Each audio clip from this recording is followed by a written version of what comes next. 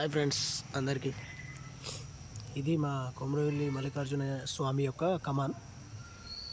ఇక్కడ నుంచి మనము లోపలికి వచ్చేసినాము. ఎంట్రన్స్లోనే మనకు ఇక్కడ చిన్నగా రాయి దగ్గర వీరభద్రుడు ఉంటాడు. ఆయనని నమస్కరించుకొని పోవాలి. ఎందుకంటే ప్రతి స్థలానికి ఈయన వీరభద్రుడు ప్రతి స్థలానికి ఒక విశిష్టత ఉంటుంది అన్నమాట. అంటే ఒక్కొక్క దానికి ఒక్కొక్క విశిష్టత ఉంటుంది.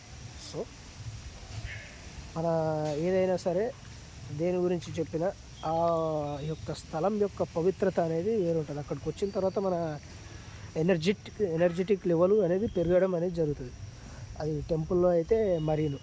సో ఇక్కడ మనము చూసుకున్నట్టయితే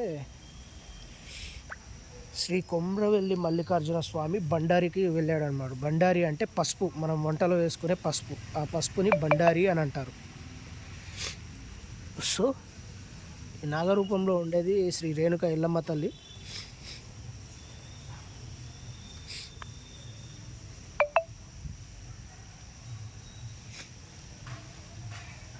ఇక్కడ శ్రీ కొమ్రవెల్లి మల్లికార్జున స్వామి యొక్క వృక్షం. ఈ వృక్షం కిందే మల్లికార్జున స్వామి బండ ఉన్నది కదా, దీని మీద కూర్చొని తపస్సు చేశాడు. అప్పుడు పెద్దగా ఉండే, ఇప్పుడు చాలా చిన్నగా అయిపోయింది. దీని మీద కూర్చొని తపస్సు చేశాడు అనమాట. ఈ చెట్టు కింద మహావృక్షం అనమాట. మీకు ఆల్రెడీ నేను కమాన్ గురించి చెప్పాను. నేను ధ్వజస్తంభం యొక్క విశిష్టత ఏంటి అనేసి.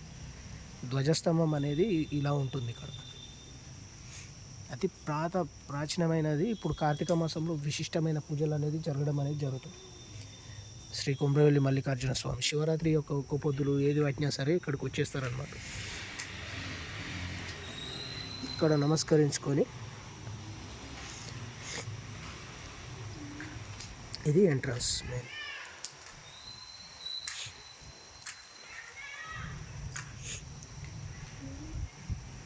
నందీశ్వరుడు మొత్తానికి వచ్చేసి ఏంటంటే ఆయన బండారి అంటే పసుపు అంటారు అన్నమాట. ఆ బండారికి వెళ్ళి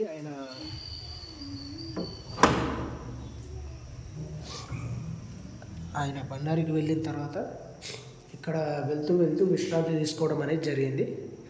మేడలమ్మని పెళ్ళాడాడు. ఆయన పెద్ద చరిత్ర ఉంటుంది అన్నమాట.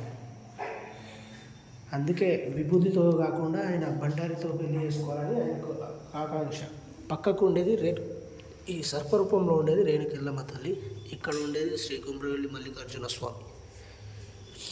సో వెరీ బ్యూటిఫుల్ లొకేషన్ ఇది. చూడండి, ఇది మా ఊర్లోనే ఉందన్నమాట. ఇంత క్లారిటీగా స్పష్టంగా మీకు ఇవ్వడం జరుగుతుంది. కింద ఉండేది శివలింగం.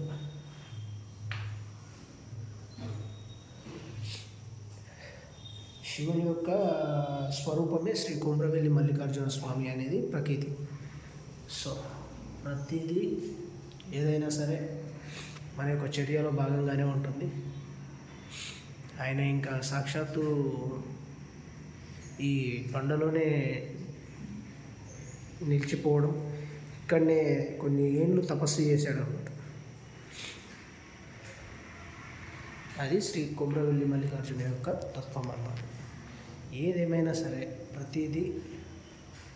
ఏది ఏమున్నా ప్రతిదీ మన యొక్క ఆత్మవిశ్వాసంలో భగవంతుడు అనేవాడు ఉంటాడు. ఆయన తపస్సు చేసి మహానుభావుడు కాబట్టి మనము ఈరోజు ఆయన గురించి చెప్పడం అనేది జరుగుతుంది. ఇది గిరి ప్రదక్షిణ లెక్కలు అన్నమాట. ఇక్కడ మర్రి ఊడలు చూడండి ఎంత పెద్దగా ఉందో.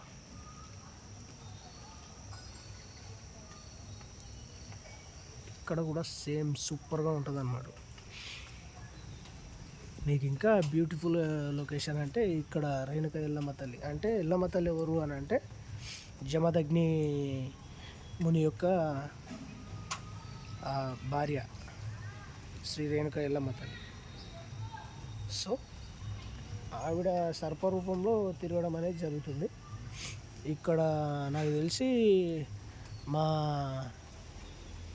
ఇది చూడండి, ఆయన మల్లికార్జున స్వామి బండారికి పోయిన తర్వాత ఏమవుతుందంటే ఇలా నల్ల కుక్క ఆకారంలో వచ్చి అరబిక్లో నుంచి బండారి తీసుకొని వచ్చి ఇక్కడ మన దగ్గర చేయడం జరిగింది. చూసారా? ఇప్పుడు మళ్ళీ ఏ రూపంలో పరమాత్ముడు వచ్చేది తెలియదు అన్నమాట. అది ఇప్పుడు ఈ రూపంలో ఉంటారు, మళ్ళీ కొద్దిసేపు అయితే ఇంకా వేరే రూపంలో ఉంటారు. అందుకే భగవంతుడు మన హిందూ ధర్మంలో ఏదైనా సరే మన ధర్మాన్ని మనం కాపాడుకోవాలి, ఎప్పుడైనా గుర్తుంచుకోండి. ఎందుకంటే హిందూ ధర్మం గురించి చెప్పడమే కాదు, కొన్ని బాధ్యతలు అనేది వహించాలి. ఆ బాధ్యత వహించినప్పుడు మాత్రమే మన యొక్క నిజమైన హిందువుగా నువ్వు తలెత్తుకొని తిరగగలుగుతావు. నేను సబ్కా మాలిక్ ఏక్ హే అని అంటాను, కానీ నువ్వు నీ మతాన్ని వదిలి ఇతర మతాలకు మాత్రం వెళ్ళొద్దు. నువ్వు హిందూగా పుట్టినప్పుడు హిందూగానే హిందూ ధర్మాన్ని ఆచరించు. ఎలాంటి పరిస్థితుల్లోనైనా మన మతాన్ని విడవకూడదు. చెప్పేవారు లేక చెడిపోయారు అన్నట్టు మన ధర్మాన్ని విడిచిపెట్టేసి మన యొక్క విశ్వాసాన్ని మొత్తం మంట కలపడానికి ప్రతి ఒక్కరూ మన ధర్మాన్ని ఇతర మతాలకు వెళ్ళడం అనేది జరుగుతుంది. ఇది ఎంతవరకు సమంజసం? నీ ఉనికి నువ్వు కోల్పోతున్నావు, నీ ధర్మాన్ని నువ్వు కోల్పోతున్నావు అని అంటే నీ తల్లిని నువ్వు విడిచినట్టే. సో ఎప్పుడైనా గుర్తుంచుకోండి, మన మతం అనేది అది గౌరవం, దేవుడిచ్చిన గిఫ్ట్ అన్నమాట, గాడ్ గిఫ్ట్. నువ్వు నీ మతాన్ని విడిచిపెడితే నీ తల్లిని విడిచిపెట్టినట్టే. నుదుటికి పొట్టు అనేది పెట్టుకోవాలి, నీ ధర్మాన్ని నువ్వు ఆచరించాలి, నీ యొక్క తత్వంలో నువ్వు ఉండాలి, నీ వర్షంలో నువ్వు వెళ్ళిపోవాలి. అంతేగాని నేను ఇతర మతాలను స్వీకరిస్తా, అది ఎంతవరకు సమంజసం? ఒక ముస్లింని హిందూ మతం తీసుకోమని చెప్పండి, ఎవ్వరూ తీసుకోరు. అలాగే ఒక క్రిస్టియన్స్ని హిందూ మతం తీసుకోమని చెప్పండి, ఎవ్వరూ తీసుకోరు. అదే ఒక హిందువు మాత్రం ఏ మతాన్నైనా స్వీకరించడానికి సిద్ధంగా ఉంటాడు. ఎందుకు అలా? ప్రతిదానికి ఏదైనా సరే నా భగవంతుడు, నా పరమాత్మ ఉన్నాడు అనేసి గట్టి నమ్మకంతో ఒక్క దేవుడిని నువ్వు స్మరించుకో. ఆయనే హిందూగా ఉన్న ఆయనే నీ ఎంబడి ఉంటాడన్నమాట. నేను ఎప్పుడు ఓం నమ శివాయ అనడానికి కారణం ఏంది? ఆయనే నా తోడు, నా వెంట ఉంటాడు, పోలాశంకరుడు అని ప్రతీది. సో ఎప్పుడైనా సరే నీ మతాన్ని నువ్వు విడిచిపెట్టకూడదు, నీ మతాన్ని నువ్వు ఎప్పుడైనా వీడకూడదు. నుదుటికి బొట్టు పెట్టుకోవడానికి కూడా నామూష్ అయిపోయింది. అది మీకు ఆల్రెడీ నేను అక్కడ చెప్పడం అనేది జరిగింది. సో ఇది ఈరోజు బ్లాగ్. ఇంకా మల్లికార్జున స్వామి లాస్ట్గా ఎల్లమ్మ తల్లిది కూడా అక్కడ చూశారు కదా. ఎల్లమ్మ తల్లిది ఇక్కడ నుంచి అక్కడ అమ్మ పూజ చేస్తుంది కదా, అక్కడ ఉన్నది పక్కకే ఉంటుంది అన్నమాట. మల్లన్నకు బండారి జాడ చెప్పింది. బండారి అంటే ఇంతకుముందే చెప్పాను, పసుపుని వాడుకలో బండారి అంటారు. ఆ పసుపు తీసుకొచ్చేసి ఆయన బండారితో లగ్గం చేసుకోండి. అదే శ్రీ కొమరవెల్లి మల్లికార్జున స్వామి యొక్క తత్వం. ఇప్పుడైనా గుర్తుంచుకోండి, నీ ధర్మాన్ని నువ్వు మాత్రం వీడకు. నీ హిందూ ధర్మాన్ని నువ్వు ఎప్పుడైతే వీడతావో నీ తల్లిని నువ్వు వీడినట్టే. అది నేను ఉపన్యాసం చెప్పడం లేదు, ఇది మన పురాణాల గాథలలో కూడా ఉంది. పురాణాలు ఎవ్వరూ వివరించకపోవడం, మనల్ని బ్రిటిష్ వాళ్ళు పరిపాలించి కొన్నేళ్ళు పరిపాలించి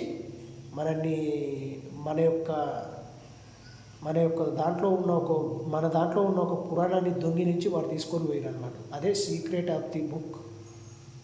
నీలోనే అనంతమైన శక్తి ఉన్నది, నువ్వే యోగివి, నువ్వే కర్త కర్మ క్రియ అనేసి అన్నీ అందులో ఉంటుందన్నమాట. అదే రహస్యం.